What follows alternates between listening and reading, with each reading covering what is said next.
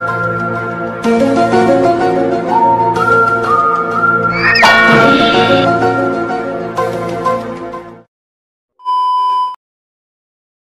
kendaraan bermotor. Nah, ini langsung terambil data mereka. Monitoring transaksinya juga bisa dilihat oleh masing-masing lembaga. Mas Bobi, coba diikuti Mas. Nah, ini semua data kita, BPJS Kesehatan mengambil data BPJS Kesehatan, UMKM mengambil data UMKM, karena sudah sinkron dengan data kita. Kemudian juga BKN juga mengambil data BKN yang ada, lebih kurang jumlah pegawai yang ada, sudah sinkron dengan data pelayanan yang ada, sehingga data tersebut, seluruh data BKN ini terbaca oleh Dukcapil apabila ada transaksi perubahan pelayanan kependudukannya. Coba di online kan Mas, yang kotak-kotak itu.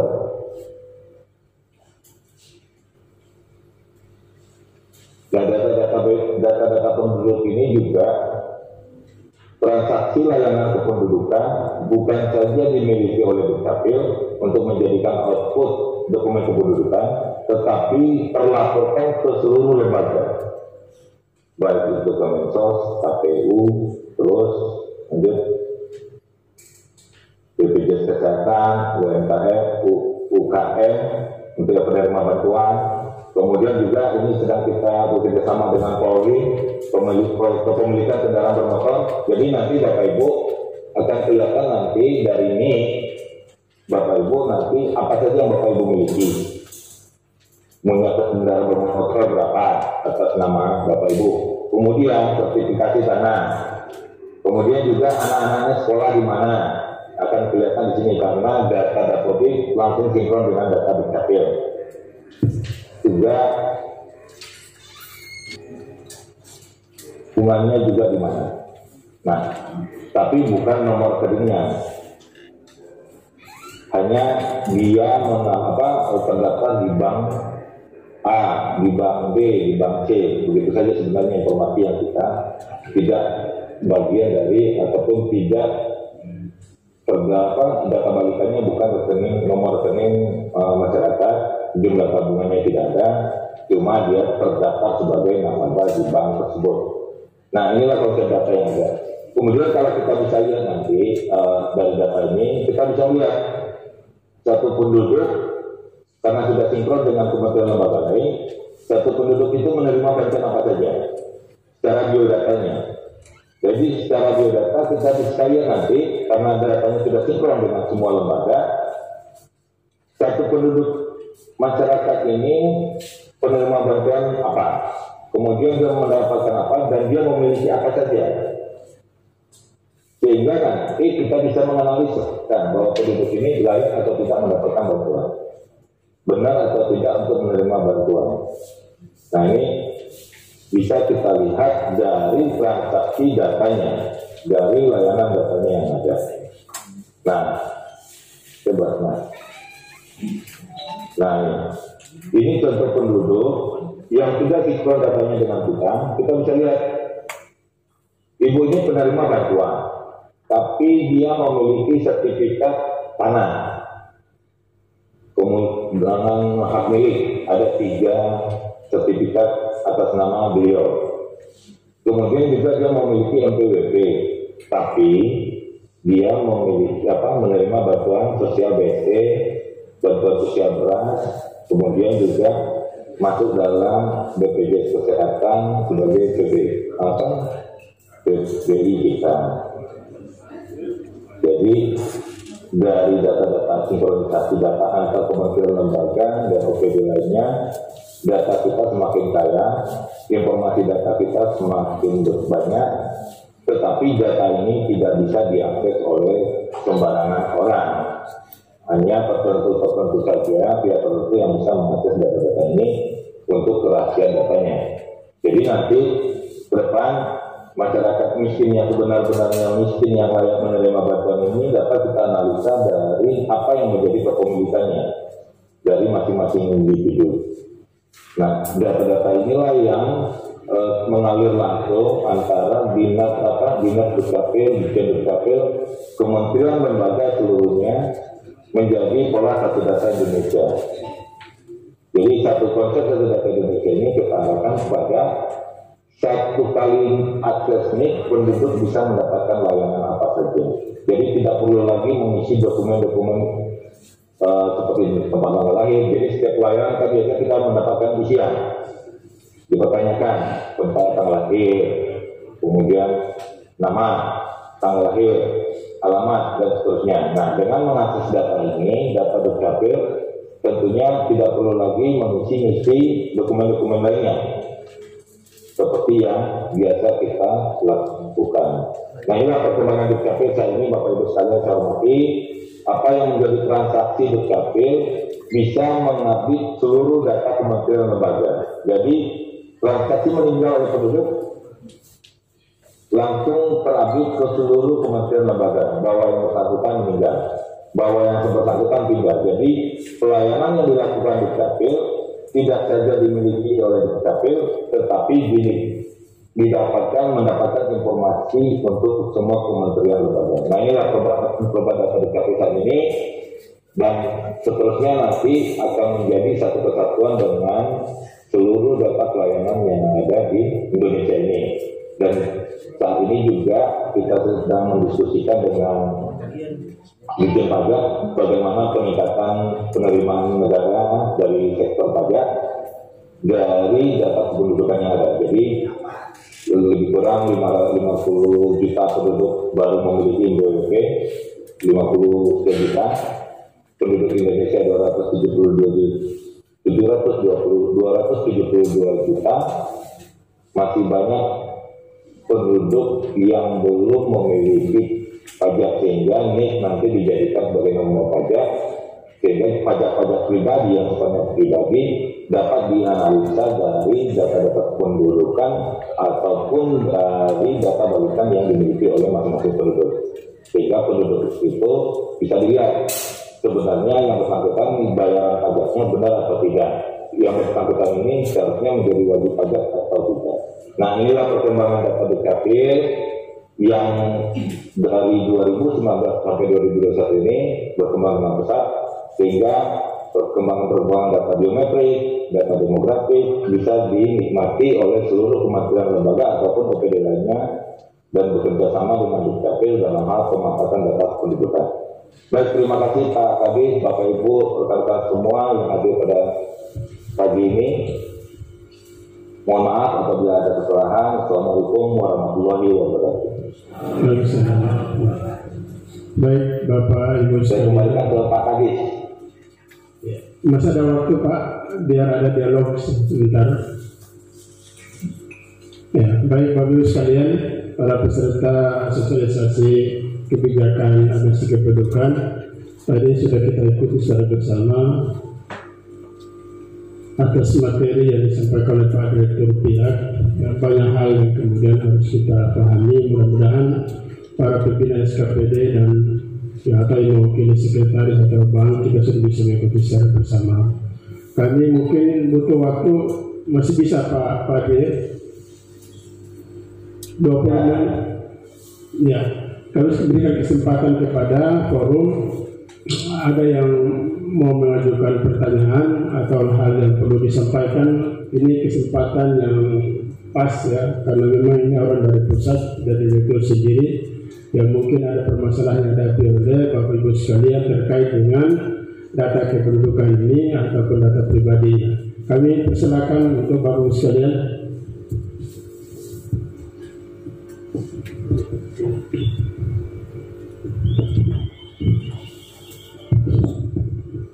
Assalamualaikum warahmatullahi wabarakatuh. Waalaikumsalam warahmatullahi wabarakatuh. Ya, terima kasih bisa memberikan waktunya untuk bisa menanggapi sedikit terkait dengan materi yang sudah disampaikan tadi. Baik, setelah kami mengikuti paparan yang disampaikan, tapi sebelumnya saya mau perkenalkan, nama saya Muhammad Mustafa dari Dinas Sosial Kabupaten Halmahera Selatan. Ya, setelah kami mengikuti paparan yang disampaikan tadi, memang sangat luar biasa karena terkait juga dengan program dari Kementerian Sosial di bidang kami. Ya, tadi dicontohkan sudah ditampilkan tadi bahwa ada penerima bantuan yang memang ternyata punya aset yang memang boleh dibilang tidak tepat sasaran. Dan ini sebagai informasi Pak bahwa bukan hanya di satu daerah, tapi mungkin di seluruh Indonesia saat ini masih terdapat masalah yang sama, bahwa penerima bantuan atau yang masuk dalam DTKS itu masih banyak yang memiliki aset-aset yang boleh dibilang tadi bahwa sudah dikategori mampu. Nah, dengan sosialisasi ini kami meminta kepada pihak Dukcapil pusat sehingga data ini bisa diakses atau bisa di Dukcapil ya, pusat ya, sehingga bisa diakses oleh kami di daerah, sehingga dalam validasi atau asesmen di lapangan kita bisa memvalidasi langsung apa masyarakat kita yang masuk dalam DTKS, sehingga ke depan setelah data ini kita akses, seluruh penerima bantuan di daerah, dalam hal ini di Kabupaten Halmahera Selatan, bisa lebih tepat sasaran. Nah, mungkin itu saja dari kami dari Dinas Sosial Kabupaten Halmahera Selatan. Terima kasih Pak. Assalamualaikum warahmatullahi wabarakatuh. Langsung satu-satu aja Pak Kadis ya. Masih dari langsung jawab saja ya, satu-satu ya. Baik. Baik Pak, ini kan kami dari Dinas Sosial. Jadi sebenarnya secara data kami dengan Kementerian Sosial sudah istilahnya kalau rapatnya dengan terhitung ya. Pertemuan-pertemuan baik dengan langsung dengan level 1, kadang-kadang kalau Bu Menteri kan kadang-kadang tidak ada batasan lah kalau dengan Bu Menteri Bu Risma dalam hal analisa data bansos yang kita diskusikan. Jadi ke depan nanti karena ini memang permasalahan data bantuan ini sudah dari dulunya sudah banyak masalah. Nah, perbaikan inilah yang sedang kita lakukan bersama-sama. Sampai nanti ke depan penerima bantuan dalam hal pencairannya kita menggunakan cash recognition. Nah, ini sedang kita kembangkan bersama Bank Himbara, BRI, Mandiri, kemudian BNI. Bagaimana caranya penduduk yang sebagai penerima tersebut betul-betul yang bersangkutan yang menerima, yang mencairkan. Nah, metodologi cash recognition kita gunakan bekerjasama dengan Bank Himbara yang ditugaskan oleh, termasuk dengan PT Pos yang ditugaskan oleh Kemensos dalam hal penyaluran bantuan tersebut. Nah, dari data yang ada juga kami lakukan sinkronisasi data, monitoring data. Monitoring data ini artinya seluruh pelayanan yang ada di Dukcapil langsung mengupdate data DTKS. Data DTKS yang ada. Kemudian data DTKS yang ada akan kita sinkronkan. Ada istilah di Kemensos itu istilah penduduk tercecer. Penduduk tercecer artinya penduduk terdata dalam satu database, sehingga database-nya satu keluarga bisa kita lihat anggota keluarga mana yang tidak masuk dalam DTKS tersebut. Kadang-kadang dalam pendataan kepala keluarga masuk, tapi ada beberapa anggotanya tidak masuk.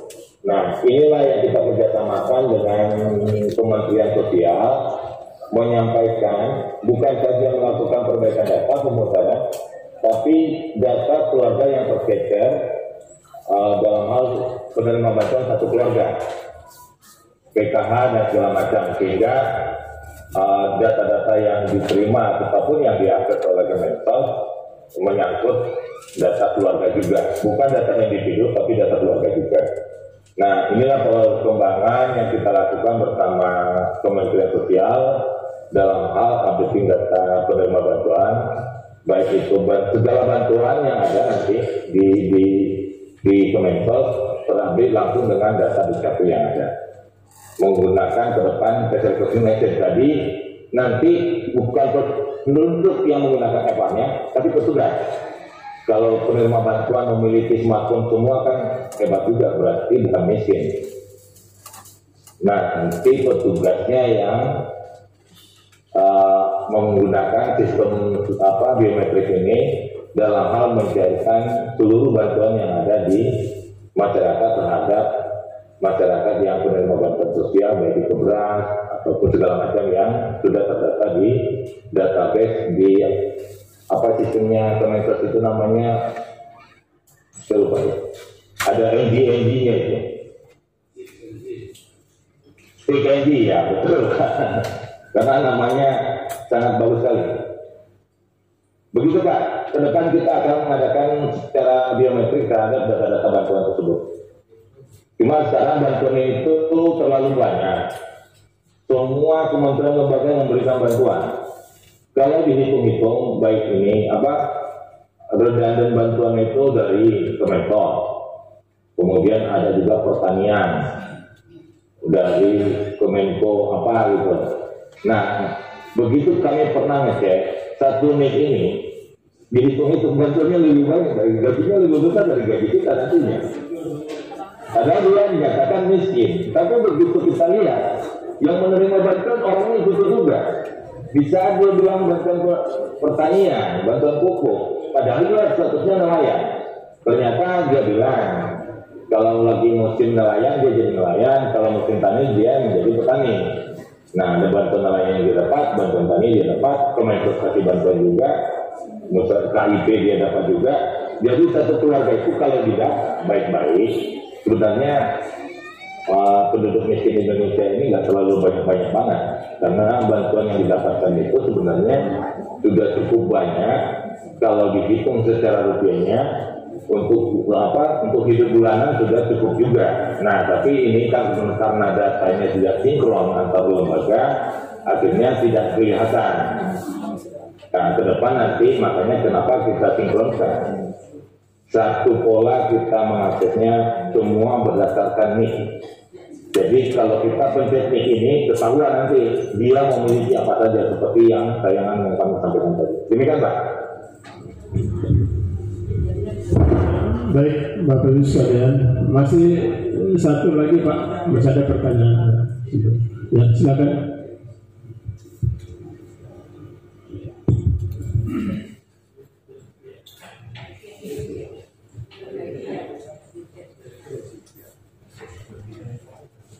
Terima kasih. Assalamualaikum warahmatullahi wabarakatuh.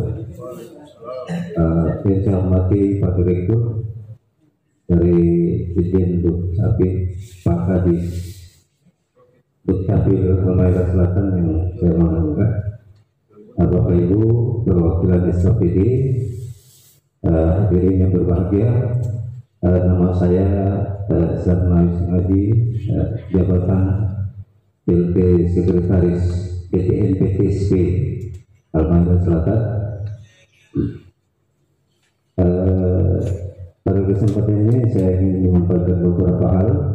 Pertama, apresiasi saya kepada Dinas Dukcapil Halmahera Selatan karena kegiatan ini sangat penting bagi BPNPTSP, di mana kinerja BPNPTSP itu sangat ditentukan oleh sistem informasi atau data administrasi kependudukan. Oleh karena itu kami mengucapkan terima kasih yang sebesar-besarnya kepada dinas terkait yang telah mengundang kami. Memang dalam proses perizinan beberapa ketika kita menginput data izin perseorangan maupun badan usaha, dan ketika itu tidak sesuai dengan database Dukcapil Kemendagri, maka sistem online single submission kita akan menolak untuk registrasi perizinan berusaha perseorangan maupun badan usaha. Itu seringkali terjadi. Oleh karena itu kami berharap bahwa kegiatan-kegiatan updating data bagi Dukcapil Halmahera Selatan, upaya Dukcapil Halmahera Selatan perlu disupport lebih besar lagi oleh Dukcapil Kemendagri, terutama dari aspek penganggaran, karena ini berkaitan juga dengan kinerja DPR-DPSP.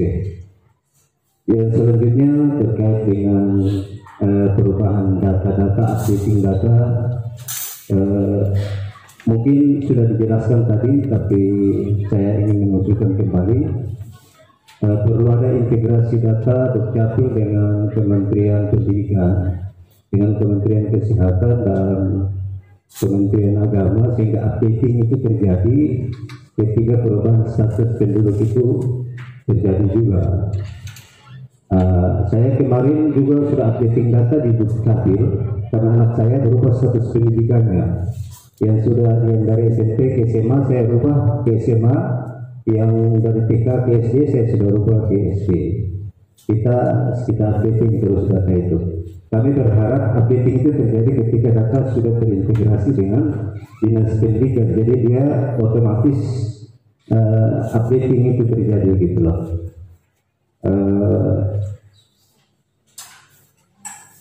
Saya kira itu saja dari saya. Terima kasih. Wassalamualaikum warahmatullahi wabarakatuh.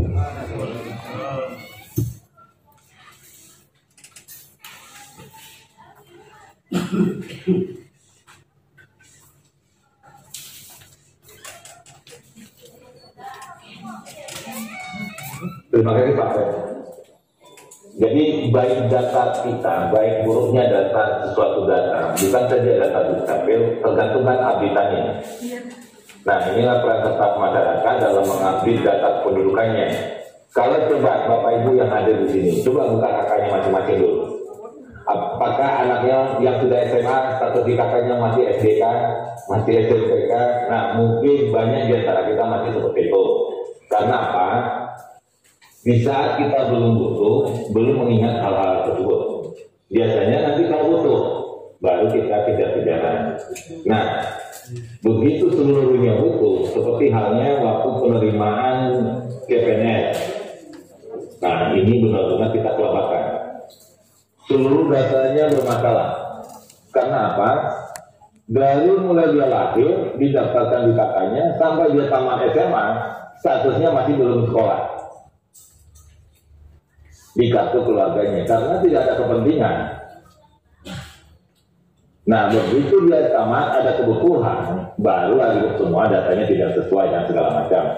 Nah, inilah peran serta masyarakat, sosialisasi terhadap masyarakat, bagaimana cara memudahkan data ini dengan baik, sehingga di saat nanti dibutuhkan betul-betul data itu clear, sehingga tidak ada keterlambatan dalam hal memproses sesuatu hal.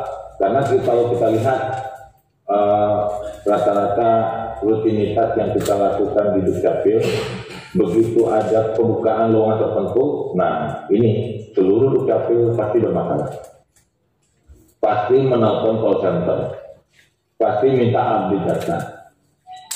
Kalau itu dilakukan secara rutinitas terhadap perubahan data, tentunya hal ini tidak terjadi. Waktu dibutuhkan pasti sudah sinkron, waktu di kepentingan sesuatu hal pasti tidak akan bermasalah lagi karena datanya sudah diupdate rutin terus menerus. Nah, inilah peran dari Bapak Ibu di OPD, kemudian rekan-rekan semua, bagaimana data ini bisa valid, data penduduk yang diberikan pelayanan bisa baik. Tentunya harus ada informasi yang sampai ke masyarakat bahwa data pribadi itu betul-betul harus dijaga satu dan harus diperbarui sesuai dengan kondisi yang ada. Sehingga perubahan data kependudukan yang dimulai dari masyarakat itu sendiri, karena rata-rata kalau kita lihat kartu keluarga seseorang, antara umur anak dan status pendidikannya banyak yang tidak sambung. Artinya tidak sesuai antara umur dan pendidikannya. Pendidikannya masih tamat SD, padahal umurnya sudah hampir 18 tahun. Bukan karena tidak ini, tetapi karena tidak diupdate. Rata-rata inilah yang begini. Makanya kita sinkron dengan data Dapodik. Jadi semua data Dapodik yang terdata dalam Dapodik itu nanti mengambil data kita. Kalau di data Dapodik itu kan kelihatan pendidikannya apa, kelas berapa, dan sekolah di mana. Nah, inilah fungsi sinkronisasi data antar kementerian lembaga. Begitu juga harapannya dengan OPD-OPD yang ada. Sehingga data-data yang ada di masing-masing OPD bisa tersinkronisasi dengan baik, supaya layanan terhadap masyarakat ini lebih mudah. Tidak ada lagi di sini terupdate, di sana terupdate, sehingga data layanan kita akhirnya penduduk harus bolak-balik ke satu tempat hanya untuk mengurus perubahan-perubahan data yang ada. Saya itu gitu Pak. Baik, terima kasih Pak Direktur dan teman-teman sekalian para peserta presentasi kebijakan kependudukan. Mungkin waktunya kemudian nanti kita akan mengajak kepada kita semua untuk mengikuti sesi berikutnya. Kami dari jajaran Dinas Dukcapil Kabupaten Selatan dan seluruh peserta OPD dan Lembaga Keuangan dan Masyarakat menyampaikan terima kasih sebesar-besarnya kepada Pak Dir sudah meluangkan waktu bersedia untuk memberikan materi kepada kami di Halmahera Selatan. Terima kasih. Assalamualaikum warahmatullahi wabarakatuh. Terima kasih Pak Kadis, Bapak Ibu sekalian, rekan-rekan yang hadir pada rapat ini. Mohon maaf kondisinya agak goyang-goyang karena memang petugas negara yang harus siap ditugaskan kemana saja. Jadi hari ini diperintah harus rapat ya. Sambil jalan, sambil mengisi, saya mohon maaf Pak Kadis, Pak Saban, Bapak Ibu sekalian untuk ketidaknyamanan ini, dan mohon maaf apabila ada kata-kata yang salah. Saya akhiri, terima kasih. Assalamualaikum warahmatullahi wabarakatuh.